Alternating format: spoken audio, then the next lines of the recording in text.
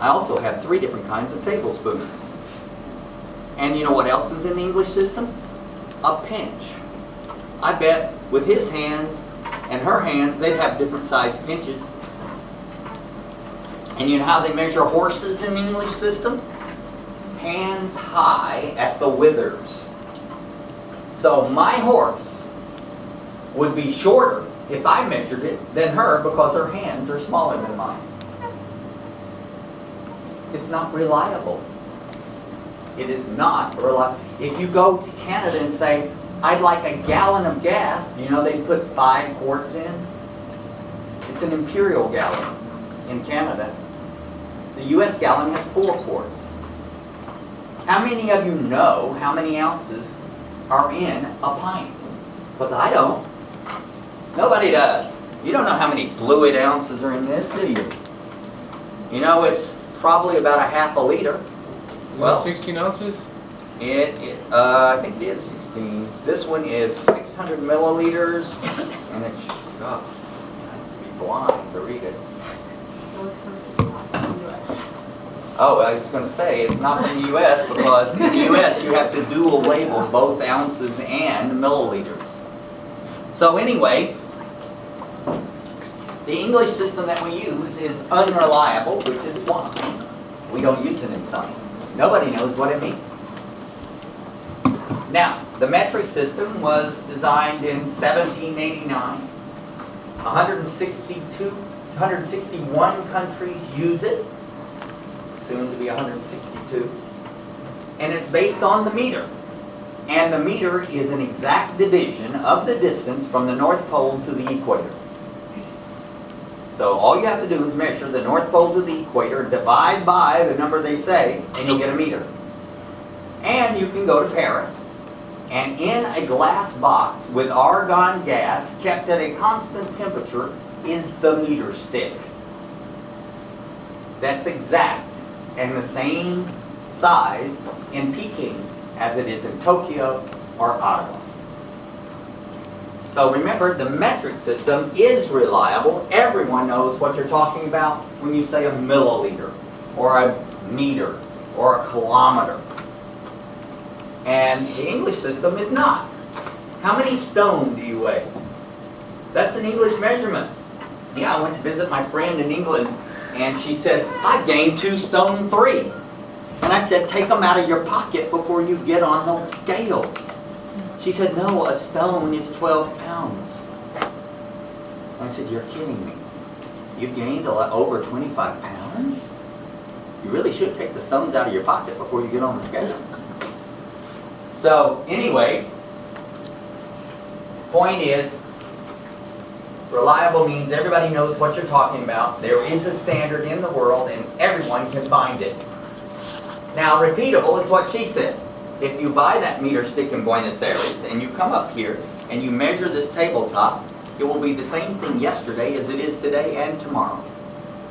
And if you buy a meter stick in Peking, it will be the same number. That's repeatable. Now, that leads us to, we have to use the metric system in science. You can't put degrees Fahrenheit down anywhere, or inches anywhere on anything in science, period. So that means that the United States is about 20% converted to the metric system. Now here's something you'll find very shocking. We are officially a metric country. Officially, Congress declared that we were a metric country. Back in the 80s, they said we will gradually convert to the metric system.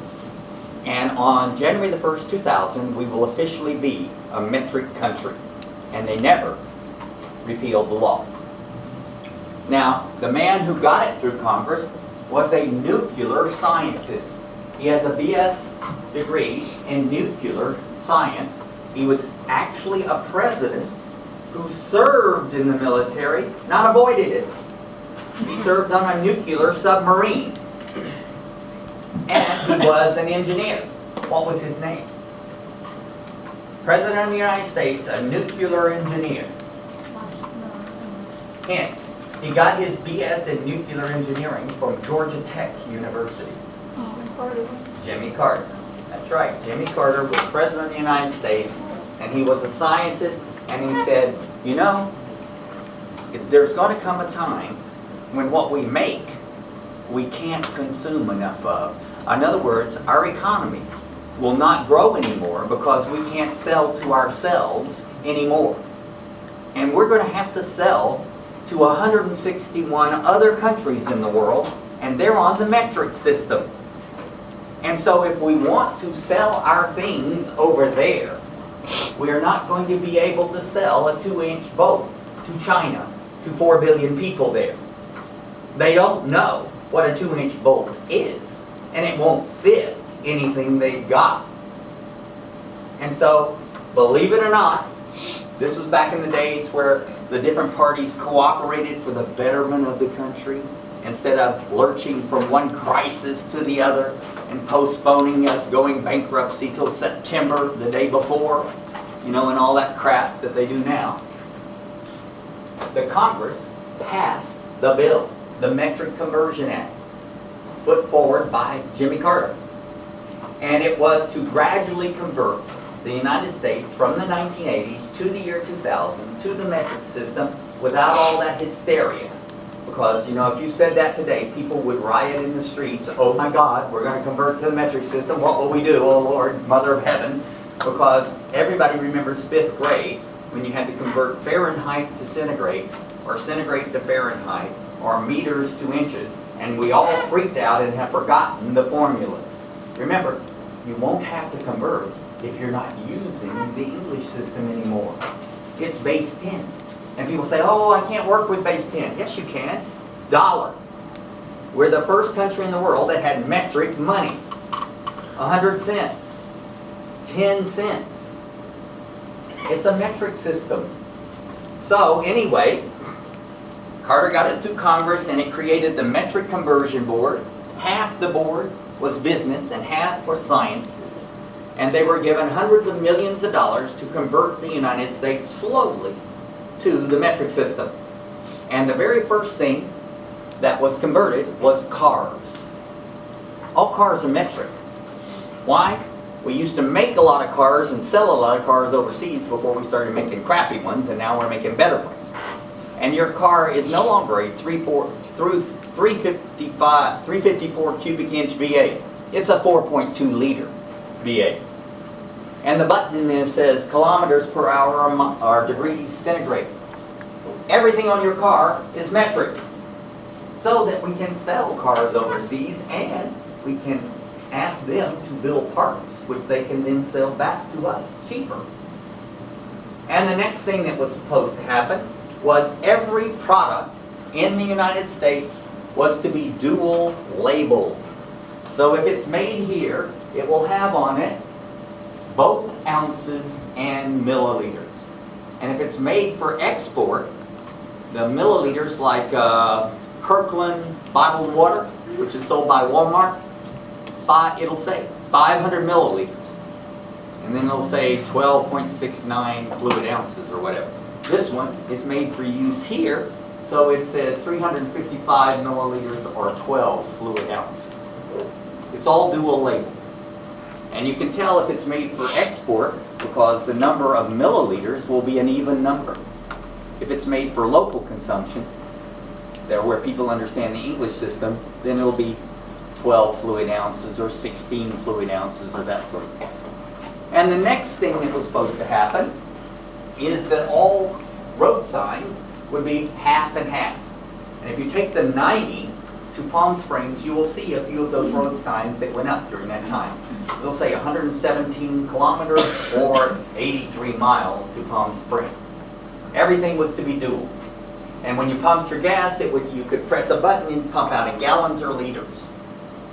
And then next, all publications like architectural designs, you would have a page that designed this floor in the metric and one in English in the same drawings. And if you had a Betty Crocker cookbook, one page would be in cups and pinches, and the other one would be in milliliters and grams. And then finally, all announcements, like on television, would be like, tomorrow will be 37 degrees centigrade or 96 degrees Fahrenheit. And then finally, on the day, January 1st, 2000, the English system would be discouraged. In other words, they would say, they would start saying things only in the metric, and only if you asked would they tell you what it was in the English system. And what happened? Ronald Reagan was elected president. And Ronald Reagan said, like he normally did, he didn't change the law, he didn't go through the process, he just ignored it. He did not appoint anyone to the Metric Conversion Board. So there were no regulations. He did not give any money to the Metric Conversion Board so that it could be processed. But he didn't change the law, so we officially became metric. Even though we're not. So we're like this. 20% converted to the metric system. The only thing in the United States that is completely metric is the auto industry and science.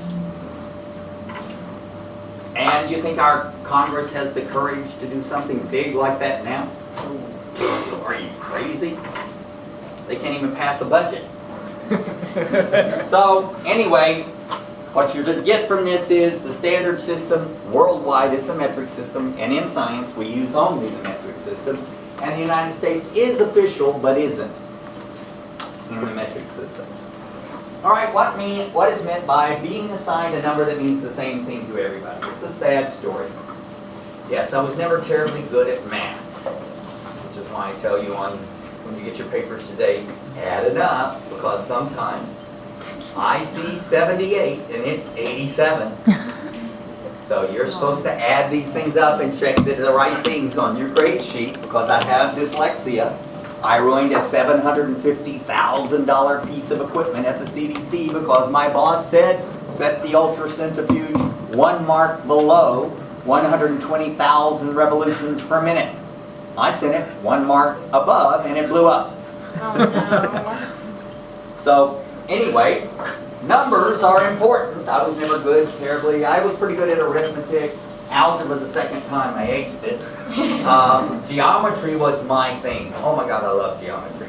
You can measure the height of a flagpole from the shadow using the time of day. You can find the volume of a cube or a sphere, the Pythagorean thing. Oh man, I was great at that stuff. I had a 98 average going into the final. Every day when she posted the homework assignment 10 minutes before the end of class, I had it done by the end of class. She asked me to help the stupid ones. It was great. I went into the final exam, finished 45 minutes before everybody else. Handed in, absolutely sure, 99, 98, something like that. Came back Monday morning, 83. You know that feeling? You know that one where you get, first it goes cold, and then it comes back up and goes hot, and it goes over and over like that, and then you start shaking? And so I started looking at it, and she would put on the board all the answers. And she got to number 4. It was 9.71, and I had 9.71. I didn't scream out. I just went running up and interrupted her, and she said, calm down. And I said, but you marked it off. I'm going to get a B+ in this class because you marked it off. And I got 9.71. And she said 9.71. Camels, bananas. In science and math, without a standard reliable unit, it's nothing. A 3 means nothing. Without a unit, not a unit, that's where that's E-U-N. No. Okay. Unit. All right. Now, remember there are, though, in science, 2 kinds of numbers. There's soft numbers and hard numbers. Hard numbers have metric units.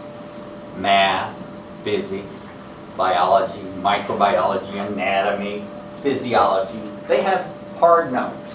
But we have 2 sciences that are science, but they don't use hard numbers. What are they? Psychology. Psychology and sociology. Right. Psychology. Go to a psychologist and drive them nuts. Yeah. Sit down and say, what's IQ? What's meant by IQ?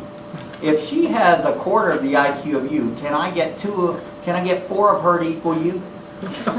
Can you add, subtract, and divide IQ? No.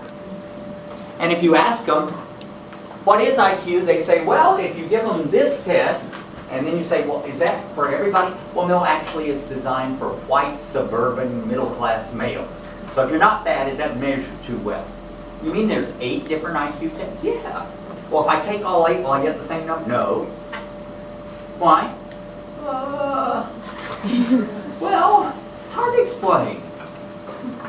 And then there's one, my favorite one was MMPI. Anyone ever heard of it? Yeah. Minnesota Multiple Personality Inventory. It's a series of yes and no questions. 373 I think of them. And it gives 7 measures of your personality from positive to paranoia.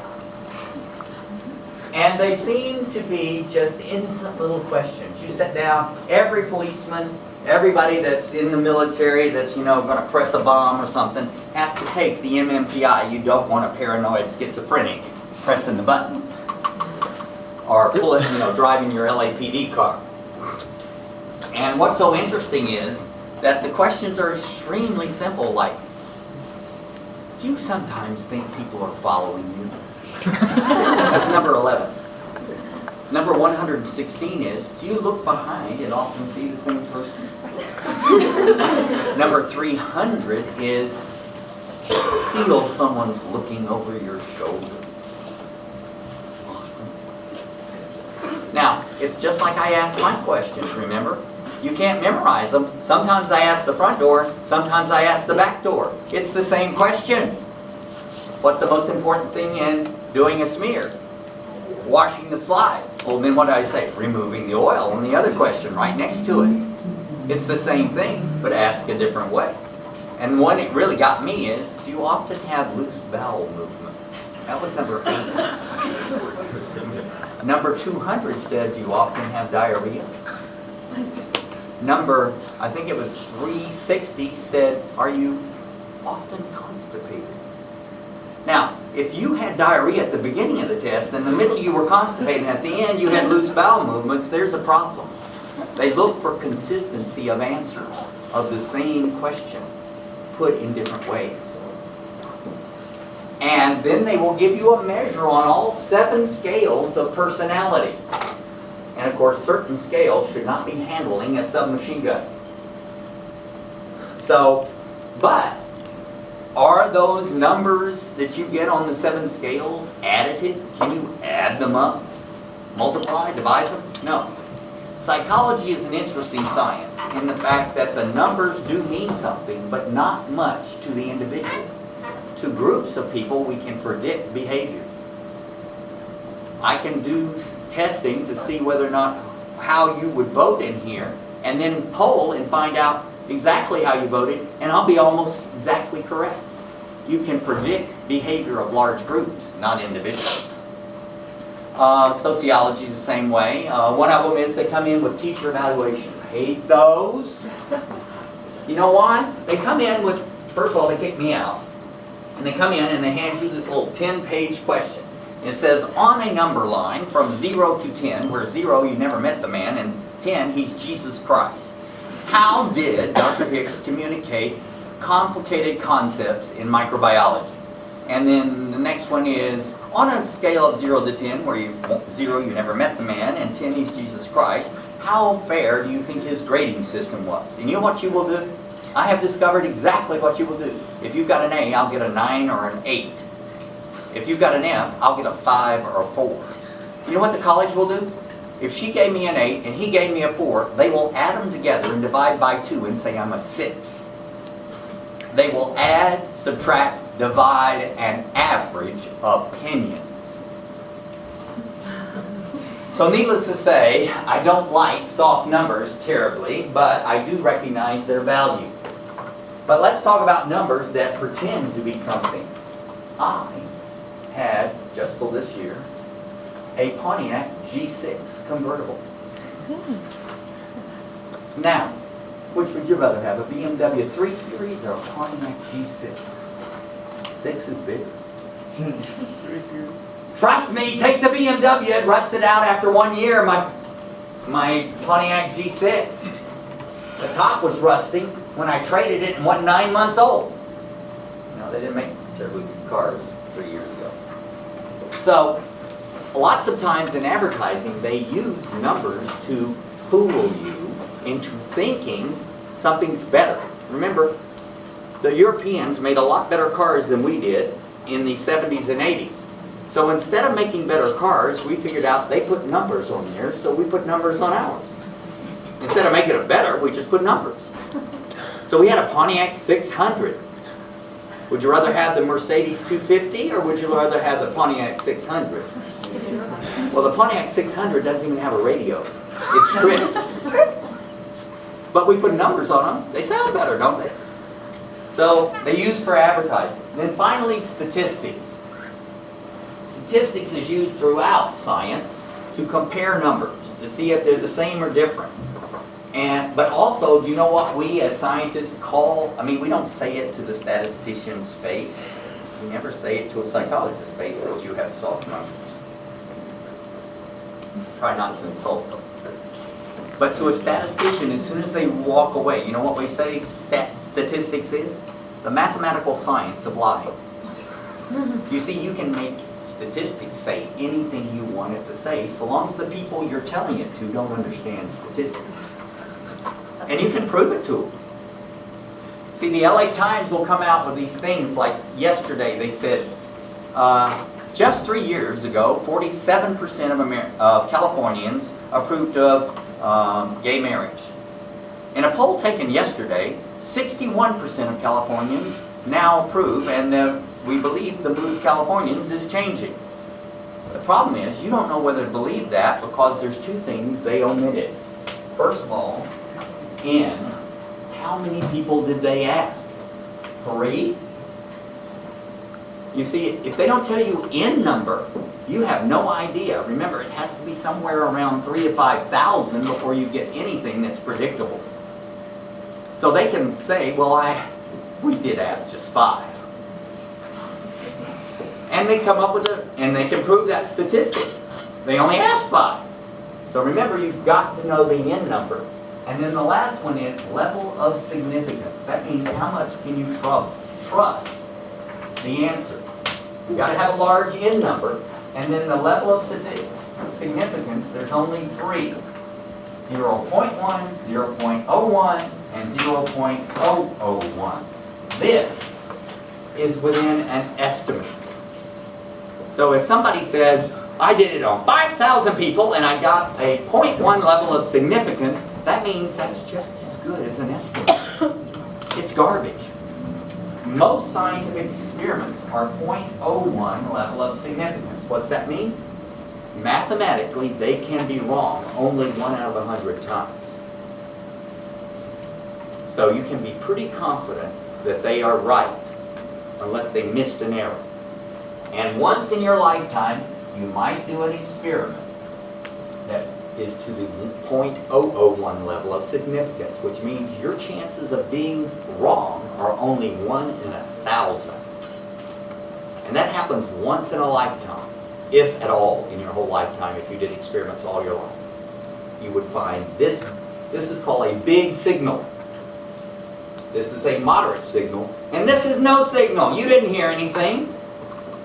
These are how loud the numbers speak. How much you can trust them. So anyway, remember, numbers have to mean the same thing to everybody, and if they're using statistics to convince you, what 2 things do they have to give you? In and levels of significance.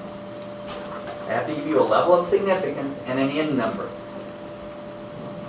And then finally, what we were talking about in your morality videos, there's lots of scientific experiments that are perfectly good science, that are immoral and unethical. How long does it take a cat to die when strangled? Now that would be good science, but bad morality. Torturing animals. Well, that's what Jeffrey Dahmer started out doing before he started eating people. Alright? A lot of the experiments that every country has done horrible experiments. But the worst, I'd say, of all, maybe were the ones in Cambodia when what did they kill? 2 million people. and Khmer Rouge, and then the Nazis. And after the World War II, when we started really reading the records, because the Nazis were incredibly good scientists, they kept incredible records. And when we looked at their experiments, everyone was appalled. I mean, one of the nicer ones was, how long does it take a human being to die in ice water?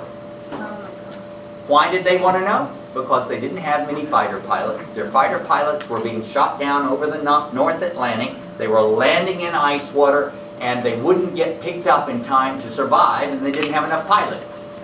So they wanted to know, was there a way of dressing them or telling them how to act that they would live significantly longer? So they got volunteers. And you know how Nazis got volunteers. Anybody that was an Aryan. Homosexuals, lesbians, Jews, blacks, Poles, communists, Russians, anybody they didn't like. And of course, 5 million people died in the Holocaust because they didn't like them and they decided to get rid of them. Kind of a eugenics idea that they got from, who wrote the eugenics law for the Nazis? Who? Nobody listened to Deadly Deception?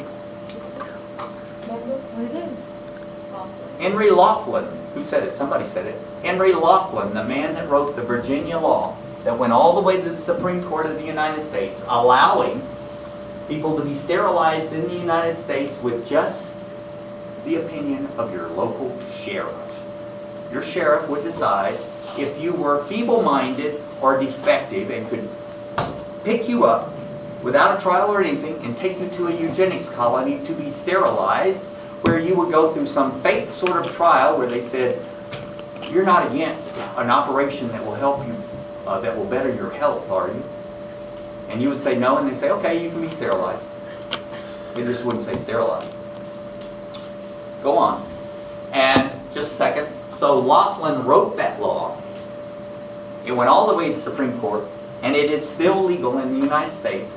Any sheriff in the United States, in the 30-something states that have approved eugenics laws, can pick you up and take you and force you to be sterilized, or your child. It's still legal. Because if the Supreme Court rules it's legal, until they rule it isn't, it is. And Laughlin was asked by the National Socialist Republic of Germany to write their eugenics law. And he wrote it. And he received an honorary doctorate for it.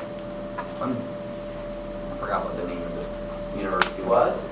And they decided that instead of just sterilizing the mental patients, they would euthanize them. I believe it was 250,000 people they euthanized in the first year of the eugenics law. And then, of course, they carried it on to the 5 million people they killed. So there have been lots of immoral and unethical experiments. Let's see if anybody learned anything from Deadly Deception.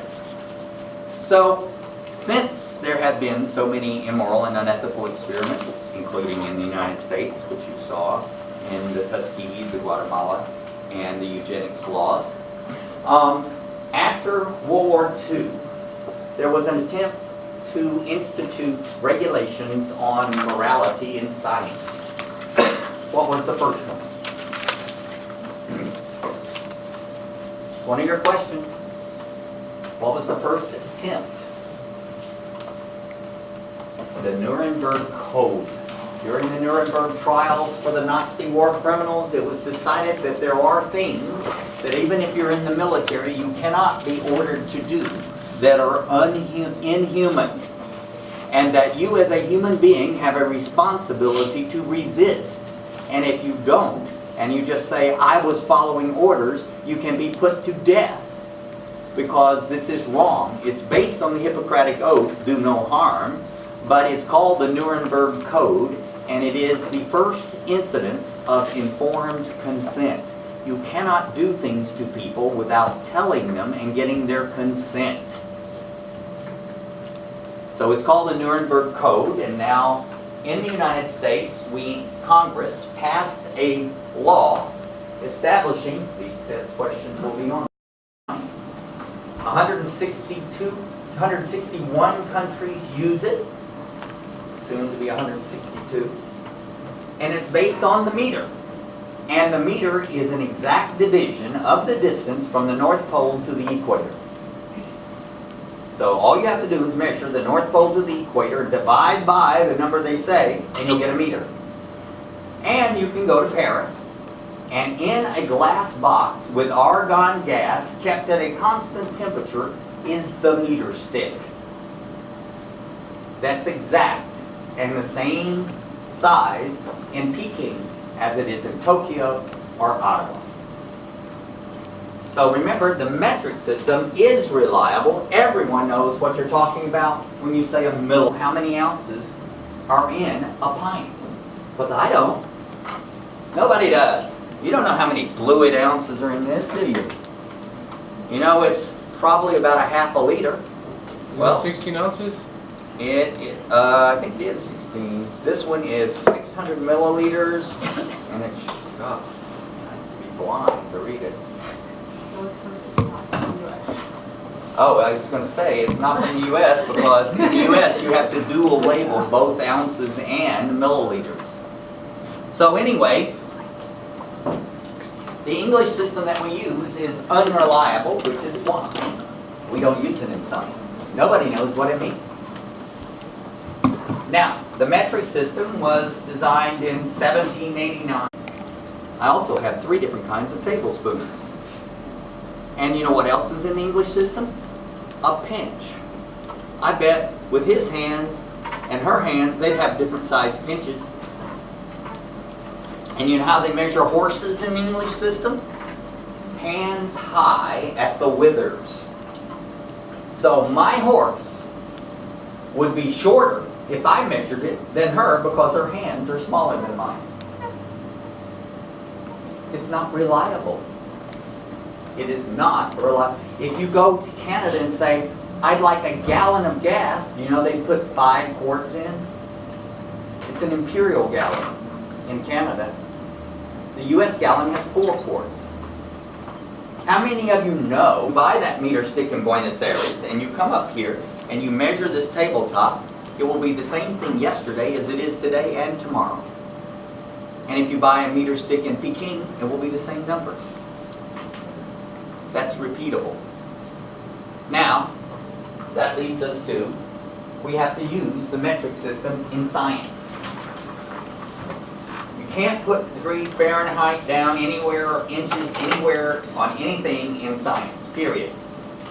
So that means that the United States is about 20% converted to the metric system. Now here's something you'll find very shocking. We are officially a metric country. Officially, Congress declared that we were a metric country. Back in the 80s, they said we will grab a liter, or a meter, or a kilometer. And the English system is not. How many stone do you weigh? That's an English measurement. Yeah, I went to visit my friend in England, and she said, I've gained 2 stone 3. And I said, take them out of your pocket before you get on the scales. She said, no, a stone is 12 pounds. I said, you're kidding me. You gained over 25 pounds? You really should take the stones out of your pocket before you get on the scale. So, anyway, point is, reliable means everybody knows what you're talking about. There is a standard in the world and everyone can find it. Now, repeatable is what she said. If you